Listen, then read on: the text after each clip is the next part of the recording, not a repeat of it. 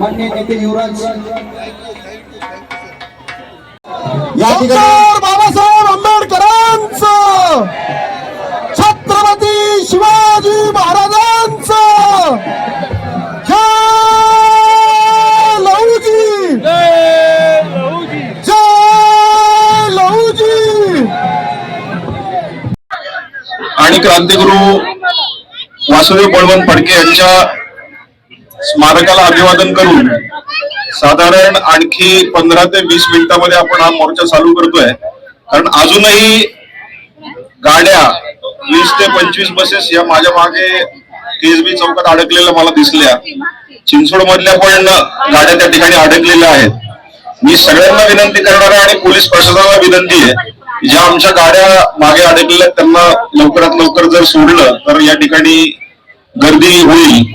आणि मी सगळ्यांना विनंती करणार आहे की आपण या ठिकाणी मोर्चा चालू करत असताना शिस्तीमध्ये 4 ते 5 जणांची लाईन त्या ठिकाणी आपल्याला निगडीपर्यंत जायचंय. 2.5 किलोमीटरचा हे वॉक आहे.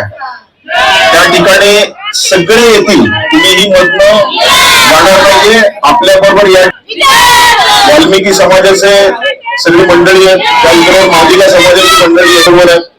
आपण काही प्रोटोकॉल तयार केलाय.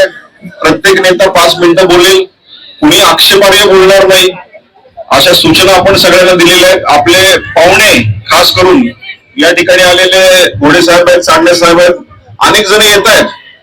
त्यामुळं शिस्तीचं पालन आपण पिंपरी चिंचवड कर, त्याचबरोबर सगळे पुणे ग्रामीण मधून आलेली सगळी मंडळी आपण करणार आहोत. आज आपल्याला वरुण राजानेही आशीर्वाद दिलाय. आशीर्वाद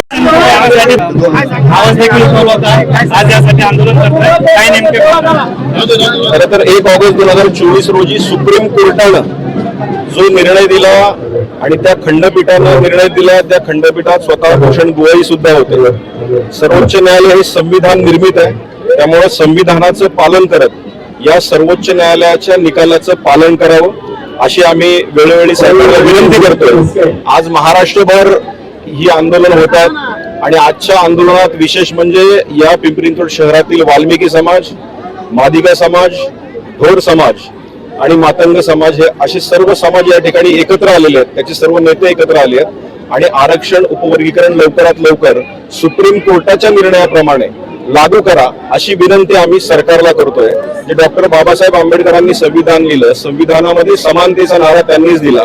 त्याच समानतेच्या धर्तीवर तळागाळातील गोरगरीब जनतेला या आरक्षणाचा उपयोग होईल, म्हणून हे आरक्षण लवकरात लवकर जाहीर करावं अशी आमची मागणी आहे. उपवर्गीकरण झाल्यानंतर कशा प्रकारे समाजाला फायदा होणार आहे? उपवर्गीकरण झाल्यानंतर जो खऱ्या अर्थानं वंचित समाज आहे, दीनदुबळा समाज आहे, शैक्षणिकदृष्ट्या त्याचबरोबर नोकरीच्या दृष्टीने मागासलेला समाज आहे, त्यांना खऱ्या अर्थानं एक मुख्य प्रवाहात त्यांना आणता येणार आहे. हिंदी में जानना चाहेंगे जो आज मोर्चा निकला से क्या बताना चाहोगे?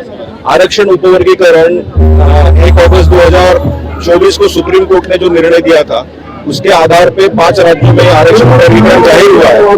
उसी बलबूते पर महाराष्ट्र में उसके लिए बदर समिति का गठन हुआ है और उस गठन के बाद जो निर्णय किया है उसको आरक्षण उपवर्गीकरण जब महाराष्ट्र में होने के लिए यहाँ पे हर एक समाज इच्छुक है. यहाँ पे पिंपरी इंचोड़ में आज मादिगा समाज है, मातंग समाज है, वाल्मीकि समाज है, ढोर समाज है, ये सारे समाज यहाँ पे इकट्ठा आए हुए हैं और हम चाहते हैं कि ये आरक्षण उपवर्गीकरण जल्द से जल्द ये महाराष्ट्र की सरकार लागू करे. खरं तर आंदोलनाची वेळ 11 वाजताची आहे आणि आज प्रचंड ट्रॅफिक जाम झालंय. दिवस आज मंगळवार आहे, चालू दिवस आहे. याच्यात अनेक लोक आज नोकरी वगैरे सुट्टी देऊन, तर हा गोरगरीब समाज आहे आणि आज अनेक ठिकाणी रस्ते खऱ्या अर्थाने बंद असल्यामुळं आजही 20-25 बसेस आमच्या या केसबी चौकात आढळल्या आणि उत्स्फूर्त असा प्रतिसाद आहे. या ठिकाणी सगळ्यांना आम्ही फक्त आव्हान केलं होतं आणि आव्हानाला प्रतिसाद देत सगळे समाज या ठिकाणी एकत्र झाले. आज पिंपरी चिंचवड शहरात आतमध्ये यायला जे काही रोड्स आहेत त्या ठिकाणी बसेस अडकलेले आहेत आणि आज पिंपरी चिंचवड शहर आणि पुणे ग्रामीण चांगला समाज या ठिकाणी गोळा झाला. मोठ्या प्रमाणामध्ये पाऊस देखील पडतो, पण तरी 100% आता एक अर्ध्या तासात तुम्हाला दिसेल की या ठिकाणी जवळजवळ 15,000 पेक्षा जास्त लोक या ठिकाणी जमलेले तुम्हाला दिसतील. निगडीत 25,000 पेक्षा जास्तचा मोर्चा तुम्हाला निदर्शनात येईल.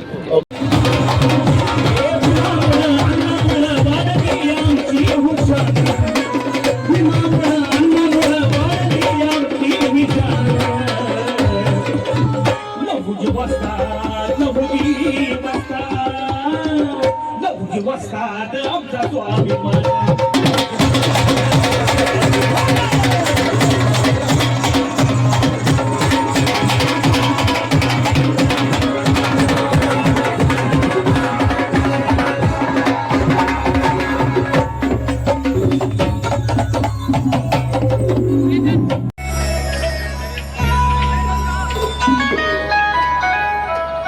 अहो खरंच पावन, अहो खरंच पावन झाले वाटेगा, खरंच